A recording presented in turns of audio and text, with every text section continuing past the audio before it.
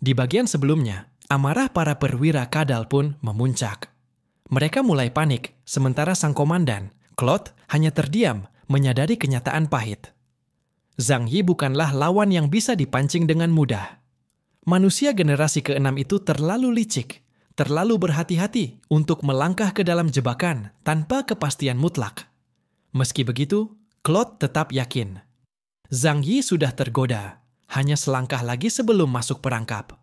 Maka ia pun memutuskan kembali ke Kekaisaran Wuluan untuk meminta lebih banyak Spirit of Ritual kepada Zhenlou demi menambah umpan.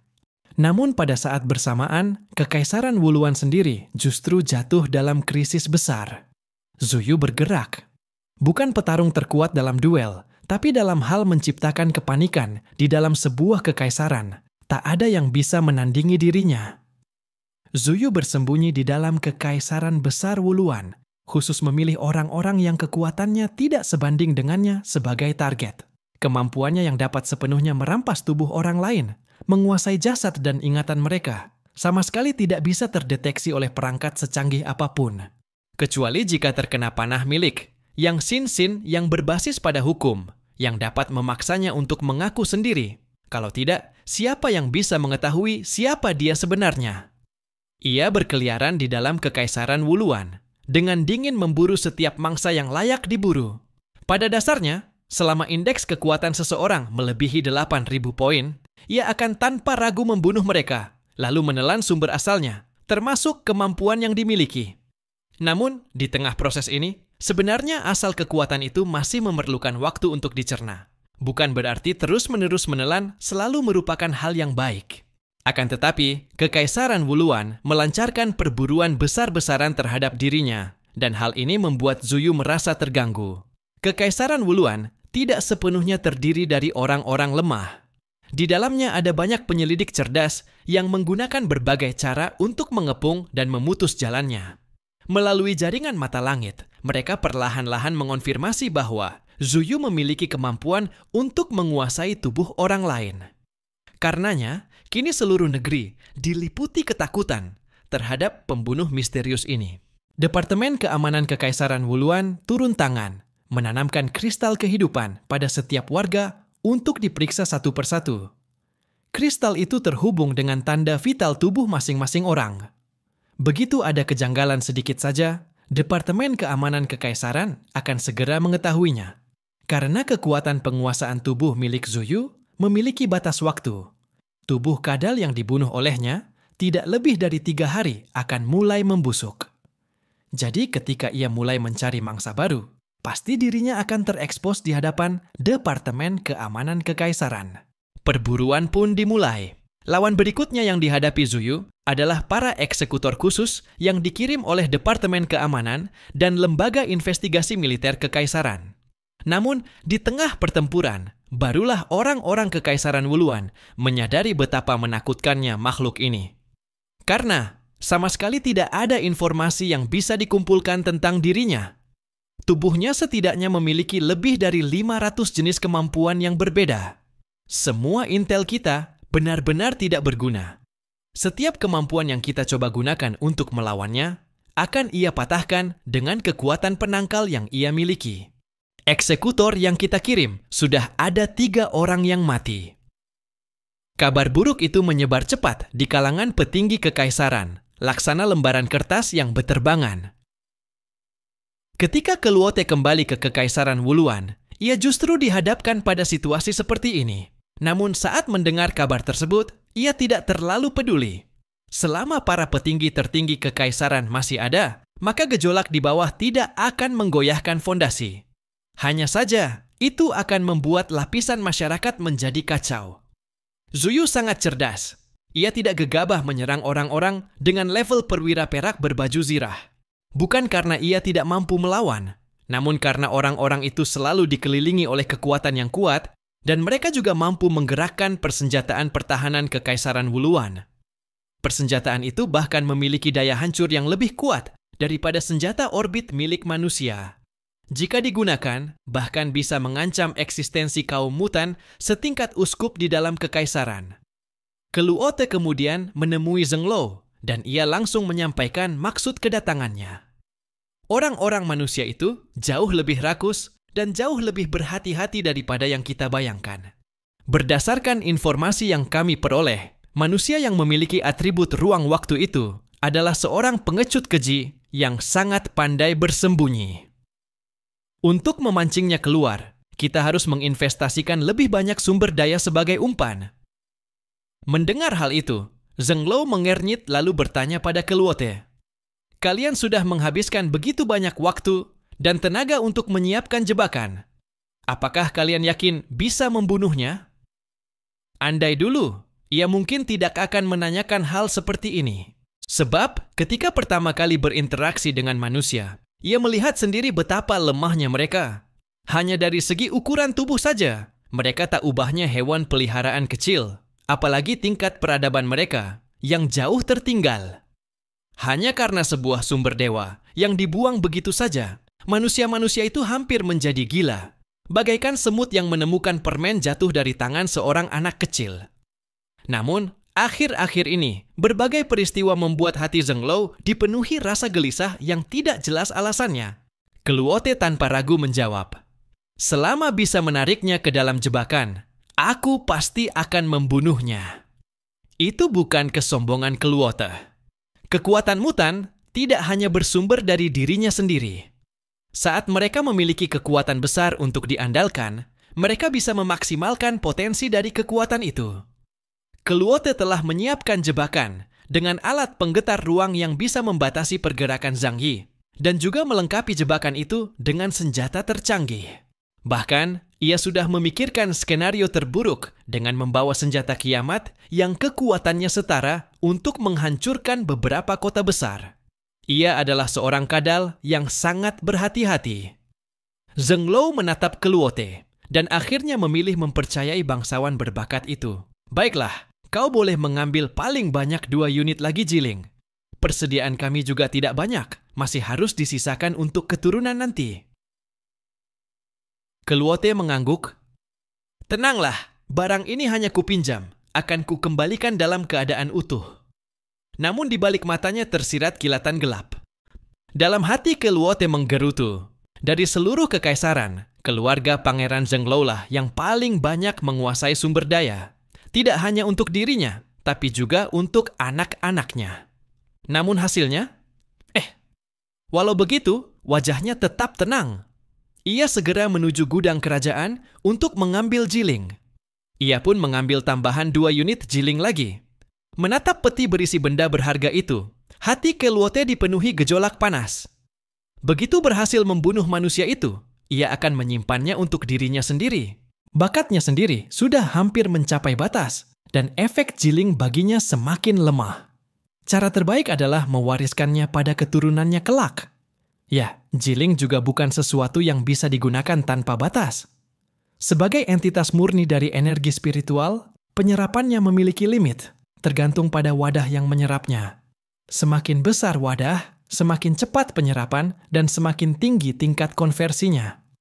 Namun jika wadahnya lemah, sekalipun menyerap 10 unit Jiling, mungkin hanya 2 atau 3 unit yang bisa dikonversi. Inilah alasan mengapa kecepatan peningkatan Zhang Yi begitu cepat. Tidak hanya karena bakatnya yang tinggi, tetapi juga karena pembaptisan lautan energi spiritual milik ras Yihen yang langsung mendorong bakatnya ke puncak. Bisa dibilang, selama Zhang Yi memiliki energi spiritual dalam jumlah besar, maka kekuatannya tidak memiliki batas. Antara Keluote dan Zhenglou pun ada kesepakatan diam-diam. Jiling itu merupakan hadiah misi untuknya. Asal berhasil membunuh Zhang Yi, maka Zhenglou sepenuhnya bisa menerima pengeluaran sumber daya ini. Jika bukan karena harus tetap menjaga kekaisaran Wuluan, Zhenglou sendiri ingin turun tangan membunuh musuh besarnya itu. Keluote kembali ke pulau tak berpenghuni, lalu mulai sering memancarkan sinyal agar dunia luar mengetahui adanya harta berharga di pulau ini.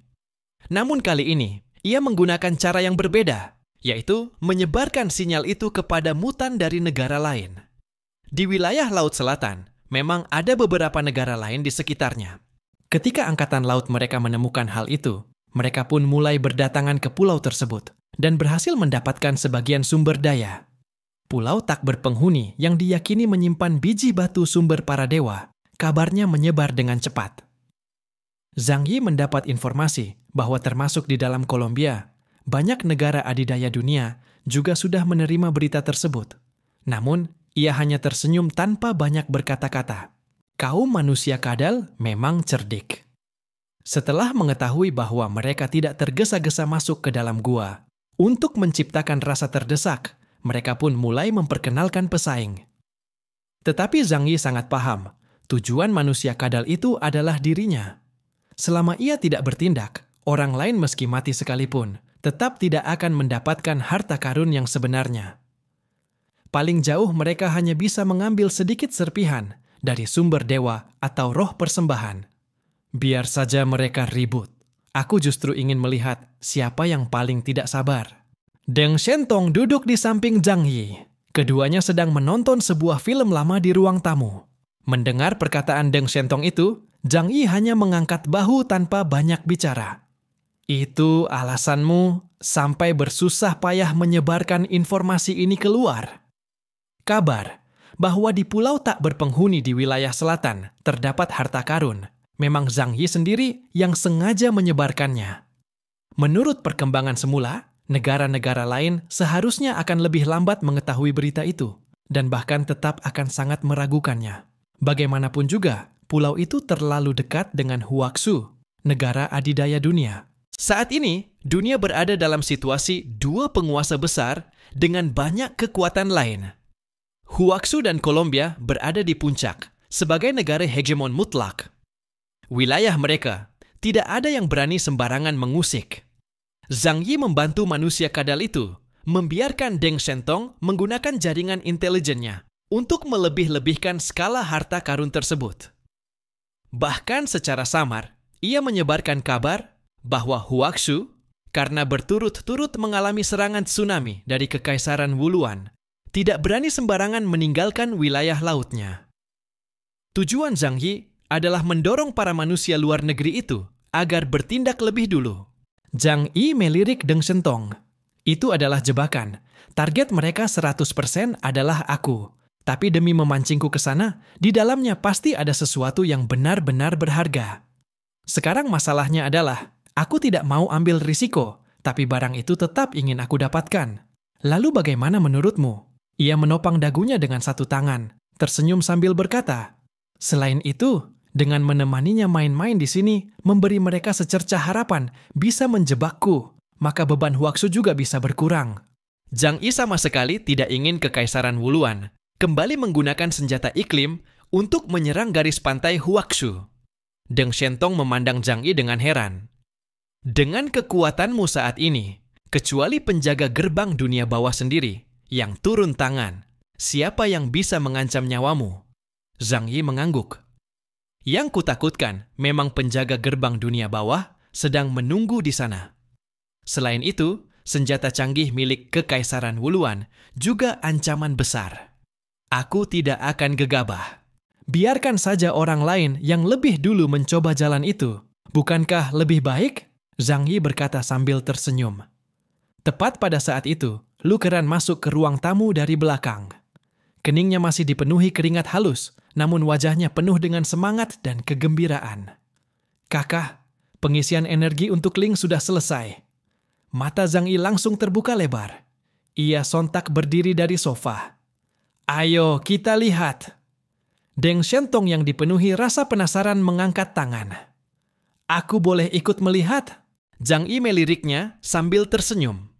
Sekarang belum boleh. Kalau terlalu cepat dilihat orang, nanti kehilangan rasa misterinya.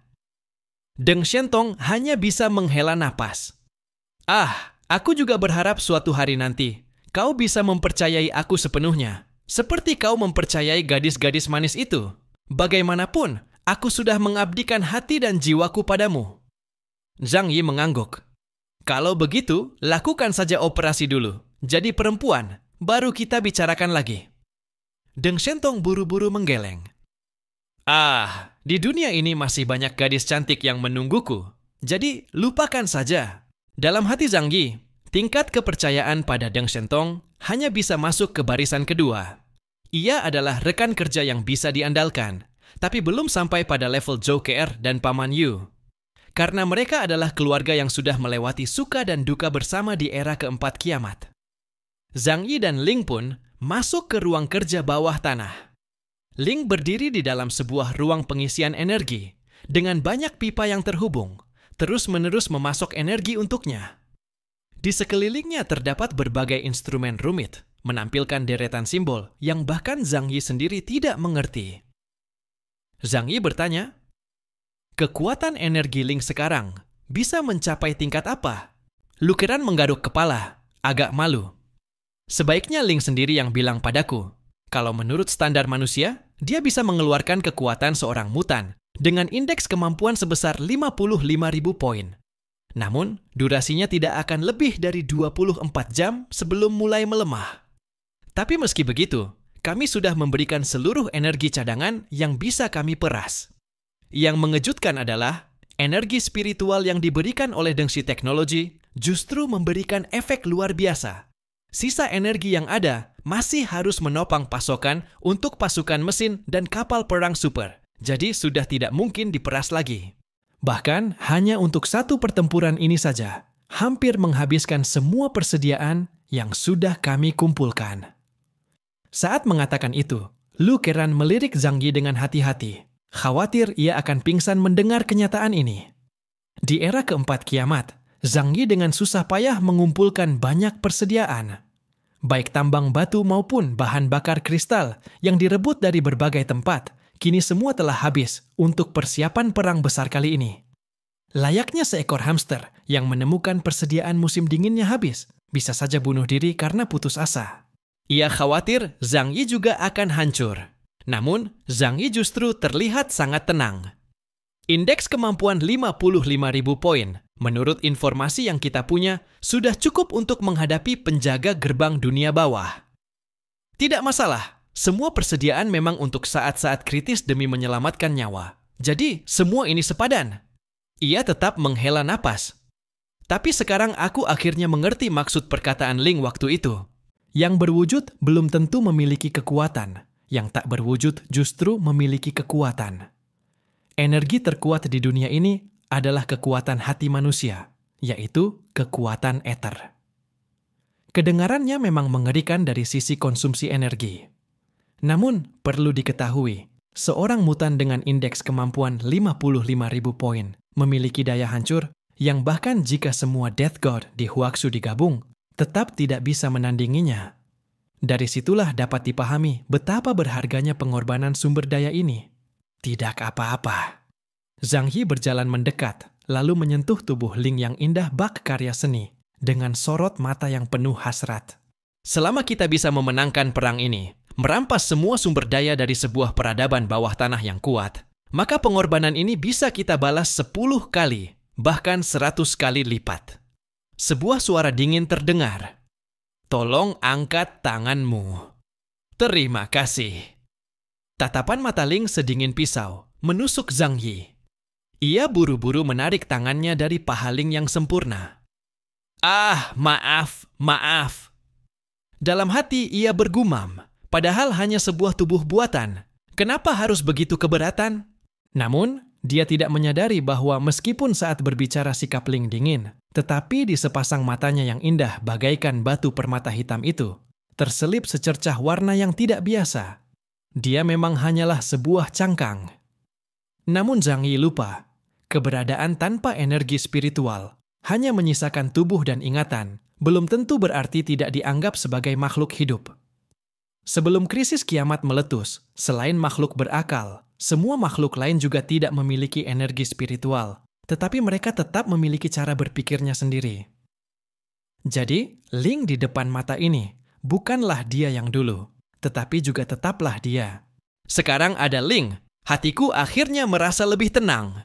Selanjutnya, aku akan terus mengasah watak mereka, lalu lihat bagaimana keadaan di pulau tak berpenghuni itu. Hati Zhang Yi benar-benar dalam suasana yang baik. Namun, kejutan yang lebih besar masih menantinya di belakang. Lu Keran menarik lengan baju Zhang Yi. Kakak, jangan hanya memperhatikan Ling saja. Sebenarnya, masih ada sesuatu yang lebih pantas kau nantikan. Zhang Yi berkedip. Oh, kejutan apa? Lu Keran tersenyum penuh misteri. Kau ikut aku saja, nanti kau akan tahu. Dia membawa Zhang Yi setelah meninggalkan benteng menuju sebuah pabrik besar yang tertutup rapat. Baru saat itu Zhang Yi teringat tentang kapal perang super yang sangat tua miliknya, yang dia dapatkan dari suku Chang Yuan. Lu Keran membawa Zhang Yi masuk ke dalam pabrik itu. Lampu menyala kak, dan yang muncul di depan Zhang Yi adalah sebuah kapal perang yang telah diperbarui dengan megah. Permukaan kapal perang itu telah dibersihkan dengan teliti. Perasaan tua dan rusak yang dulu melekat kini sama sekali sudah hilang. Tubuh kapal yang begitu besar dapat dibandingkan dengan Bahtera Nuh dalam legenda, seakan mampu menampung semua makhluk hidup di dunia ini. Tidak terlihat lubang meriam yang jelas, mungkin karena senjata yang digunakannya bukan lagi peluru kuno. Kapal perang ini sudah bisa kau kendalikan. Zhang Yi bersedekap dengan senyum di wajahnya. Kejutan ini memang luar biasa. Ke depan, dalam peperangan melawan Kekaisaran Wuluan, kapal ini akan memikul peran sebagai kapal tempur utama. Jika di atasnya ditempatkan banyak makhluk mekanis, akan menimbulkan ancaman besar bagi Kekaisaran Wuluan. Sudut bibir Lu Keran terangkat dengan senyum penuh misteri. Tentu saja. Tapi ini masih belum termasuk kejutan yang sebenarnya untukmu. Hehe, kakak, semua teknologi kapal perang ini sudah kuasai sepenuhnya. Sekarang, selama kau memberiku cukup banyak bahan, aku bisa membuat ulang satu kapal perang seperti ini dengan ukuran 1:1. Lu Keran tampak sangat bangga, menyilangkan tangan di dada dengan wajah penuh kepongahan. Zhang Yi terbelalak menatap Lu Keran dengan tidak percaya. Secepat ini? Kemampuan Lu Keran adalah perubahan nihil, sebuah kemampuan yang bisa disebut sebagai keajaiban dalam bidang material. Pertama, dia bisa menganalisis bahan serta struktur apapun hanya dengan menyentuhnya. Kedua, dia mampu mengubah struktur atom suatu benda, menciptakan keajaiban seakan mengubah batu menjadi emas. Selain itu, dia sendiri adalah seorang jenius di bidang mekanika. Gabungan semua ini membuatnya memiliki kemampuan belajar yang luar biasa. Seluruh teknologi yang ada di benteng Tianhai, hampir semuanya adalah hasil ciptaannya. Contohnya kendaraan salju pertama, senjata yang digunakan Zhang Yi dan lainnya, hingga kemudian mecha burung hantu salju dan exoskeleton mecha. Zhang Yi selalu sangat mempercayai kemampuan Lu Keran. Namun hari ini, dia benar-benar dibuat terkejut. Bagaimanapun juga, kapal perang super ini ukurannya terlalu besar. Sebagai kapal utama milik suku Chang Yuan, daya hancurnya tidak bisa dibayangkan. Dan hari ini, Lu Keran malah mengatakan padanya bahwa dia bisa membuat ulang kapal itu. Lu Keran tampak puas dengan ekspresi wajah Zhang Yi, lalu dengan bangga mendengus 2 kali, sambil menggoyangkan jarinya. Kakak, semua itu hanya hal kecil bagi Keran. Dia pun menjelaskan dengan serius, memang terlihat kapal perang ini sangat besar, tetapi sebenarnya inti teknologinya hanya satu bagian saja. Sebelumnya aku sudah meneliti makhluk mekanis mereka, serta mecha iblis. Semua itu sudah mencakup rahasia paling inti dari suku Chang Yuan. Selama kita memahami logika mesin, semuanya akan menjadi mudah. Sama halnya seperti perusahaan yang bisa membuat mobil, maka bisa juga membuat tank. Hanya saja, dia mengusap kedua tangannya, lalu sambil tersenyum lebar berkata kepada Zhang Yi, kalau ingin membuat kapal perang seperti ini, maka sumber daya yang dibutuhkan berapa banyak? Zhang Yi langsung bertanya. Kira-kira harus mengumpulkan semua kapal induk yang dimiliki oleh Huaxu saat ini. Dan jika ingin mengoperasikannya dalam 1 kali pertempuran penuh, sumber energi yang dibutuhkan setara dengan sebuah ladang minyak raksasa. Butuh berapa lama untuk menyelesaikan pembangunan? Lu Keran menggaruk kepalanya. Mungkin waktunya agak lama. Meski ada ribuan pekerja makhluk mekanis yang membantuku, dikerjakan siang malam, tetap saja butuh waktu 3 bulan untuk menyelesaikannya. Tapi, rencana pertempuranmu tidak bisa menunggu selama itu, kan kakak? Zhang Yi meletakkan tangannya di bahu Lu Keran, lalu dengan wajah lembut dan penuh dorongan berkata, kenapa tidak? Demi adikku tercinta Keran, meskipun harus menunggu lebih lama, aku pasti akan menunggu. Ini benar-benar seperti hadiah besar dari langit berupa adik perempuan. Dia memberinya kejutan yang luar biasa. Awalnya, Zhang Yi memang memiliki keyakinan 100% bisa mengalahkan Kekaisaran Wuluan. Namun, apa yang disebut 100% itu hanya didasarkan pada informasi yang berhasil ia kuasai. Ketika perang benar-benar dimulai, kemungkinan berbagai macam hal tak terduga bisa muncul. Jadi, keyakinan 100% itu bisa saja berubah menjadi 70% atau 80%. Kau tidak akan pernah tahu mana yang akan datang lebih dulu, hari esok, atau sebuah kejadian tak terduga.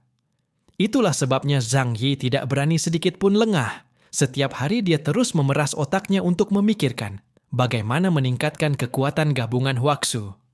Aku akan segera menghubungi semua wilayah besar.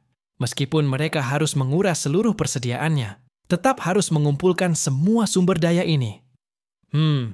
Kalau aku sendiri yang pergi meminta, mungkin butuh waktu 10 hari hingga setengah bulan untuk dikirim ke sini. Itu terlalu membuang waktu. Kau kumpulkan dulu para pekerja makhluk mekanis itu, biarkan aku meminta Deng Shentong dan Bailey Changqing untuk mengatur orang-orang membangun sebuah pabrik besar untukku. Zhang Yi dengan cepat memberikan serangkaian perintah, lalu langsung menggunakan teleportasi ruang dan pergi. Lu Keran tertegun di tempat, kedua tangannya masih menunjuk ke arah kapal perang super itu. Kakak, aku bahkan belum sempat menjelaskan fungsinya padamu. Dia ingin mengatakan, kapal perang ini memiliki kemampuan pertahanan yang sangat kuat. Materialnya dilapisi dengan perisai anti-energi, yang kekuatannya puluhan kali lipat lebih besar daripada batu penghalang. Belum lagi ada lebih dari 10.000 meriam laser dengan berbagai kaliber. Namun, Zhang Yi sudah keburu pergi dengan terburu-buru. Lu Keran hanya bisa tersenyum pasrah. Kakak, benar-benar tidak ada cara untuk menahanmu. Dia pun menyilangkan tangan di pinggang.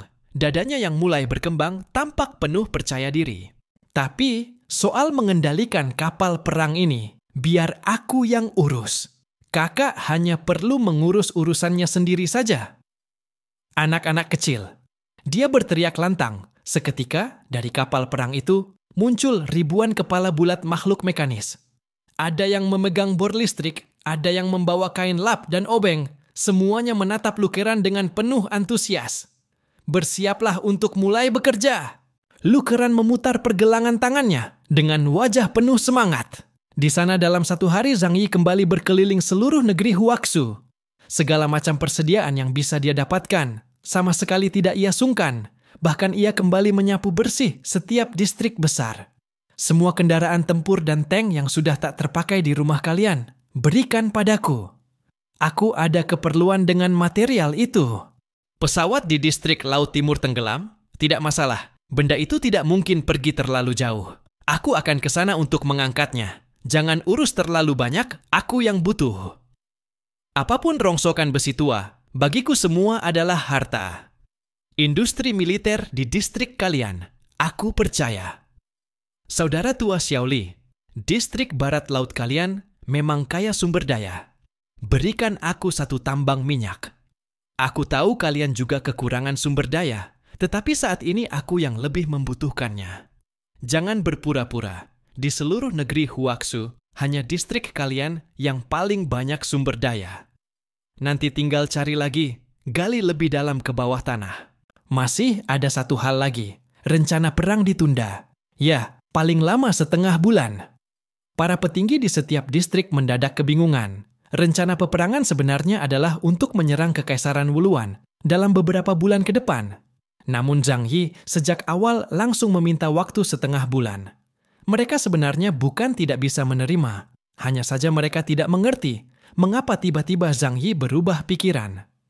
Penjelasan yang diberikan Zhang Yi juga sangat sederhana. Aku merasa persiapan saat ini belum cukup matang, maka perlu menunggu lagi. Ini adalah urusan besar. Zhang Yi sejak dulu bukanlah orang yang suka bertaruh nekat. Jika persiapan tidak sempurna, dia lebih baik berdiam diri. Kini, seluruh distrik sudah memastikan bahwa Zhang Yi adalah pemimpin utama perang kali ini. Karena dia berkata demikian, tentu ada alasannya, maka mereka pun menyetujuinya. Dan dalam waktu berikutnya, seluruh kawasan Laut Selatan benar-benar tidak tenang. Karena informasi yang sengaja disebarkan oleh Zhang Yi, akhirnya menarik sejumlah orang asing masuk ke dalam gua untuk menyelidiki. Hal ini membuat para manusia kadal sangat bersemangat. Mereka mengira umpan yang ditebar sudah berhasil. Satu demi satu, kapal perang dari berbagai negara mulai muncul di sekitar pulau tak berpenghuni itu. Tempat itu adalah laut internasional, jadi siapapun bisa datang.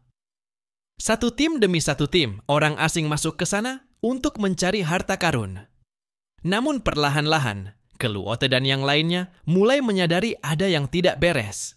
Mereka tidak tahu apakah orang-orang yang datang itu berasal dari Huaxu atau bukan. Bagi mereka, melihat manusia daratan sama seperti manusia melihat semut, tidak bisa membedakan rupa mereka. Hanya saja, kekuatan orang-orang ini benar-benar sangat biasa. Setengah bulan sudah berlalu, meski banyak yang muncul, tetapi tidak satupun orang asing dengan tingkat epsilon datang. Kita harus bersabar, sebarkan lebih banyak umpan lagi. Aku tidak percaya kekacauan tidak akan muncul. Keluote tetap menggunakan taktik sebelumnya. Sebagian besar orang asing yang masuk ke dalam gua dibunuh, lalu mereka dengan sengaja melepaskan beberapa orang saja agar mereka membawa keluar batuan yang mengandung roh ritual dan pecahan sumber ilahi.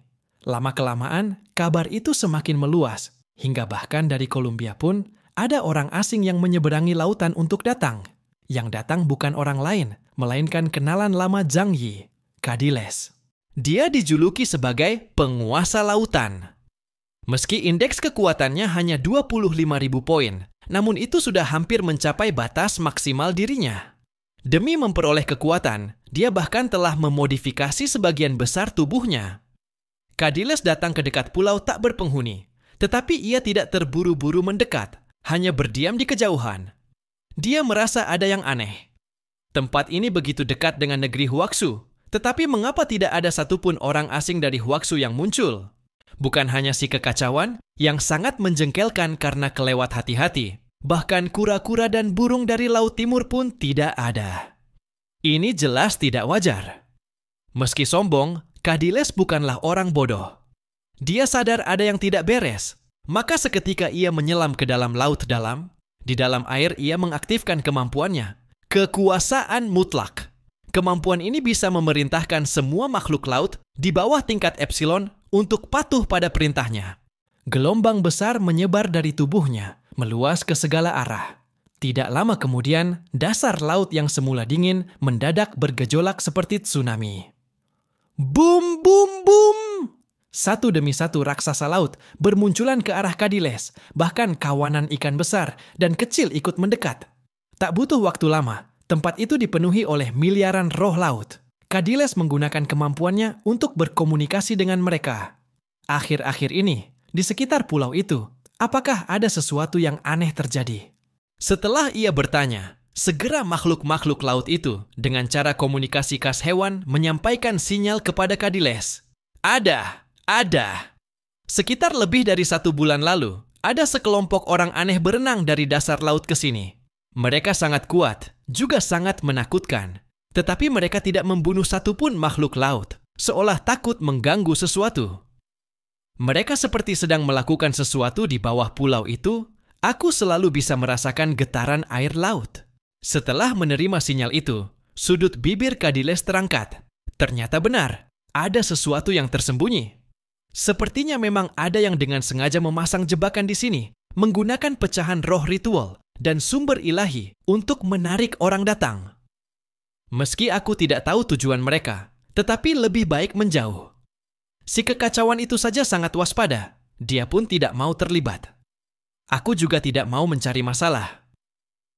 Kadiles merasa sangat puas, menganggap dirinya hebat karena bisa langsung menebak bahwa tempat itu adalah perangkap. Namun ia pun malas memperingatkan bangsa lain, hanya memerintahkan agar orang asing dari Columbia jangan mendekat ke daerah itu. Cukup mengamati dari jauh, lalu ia pun segera meninggalkan pulau itu. Tetapi tidak semua orang bisa menahan godaan sebesar ini. Sebenarnya analisis Brad dari Kekaisaran Wuluan memang tidak salah. Manusia memang sangat rakus. Beberapa negara kecil ada orang asing yang ingin menggunakan kesempatan ini untuk mengubah nasib. Bahkan beberapa epsilon kelas kendaraan tempur pun datang dari jauh. Karena memperoleh satu roh ritual saja, berarti kekuatan akan melonjak pesat dalam waktu singkat. Sedangkan peningkatan indeks kekuatan secara alami sangatlah sulit. Manusia hanya bisa menggali potensi diri, serta mengembangkan teknik pemanfaatan kekuatan yang lebih dalam. Tetapi jumlah total energi spiritual dalam tubuh tidak bisa bertambah secara alami. Inilah sebabnya, para orang asing dari distrik lain dalam 4 tahun setelah kiamat memiliki perkembangan yang sangat lambat. Semakin banyak orang asing yang menuju pulau tak berpenghuni, berharap memperoleh kesempatan. Kondisi ini membuat Keluote merasa sangat senang, tanda bahwa jebakannya berhasil. Meskipun orang yang ingin mereka bunuh belum juga muncul, namun setiap hari ada saja orang asing yang datang untuk mati. Itu membuatnya merasa ada harapan, hatinya semakin puas. Sementara itu, Zhang Yi terus berusaha mengumpulkan berbagai material dan energi, sambil belajar dari Ling bagaimana cara mengembangkan potensi dirinya.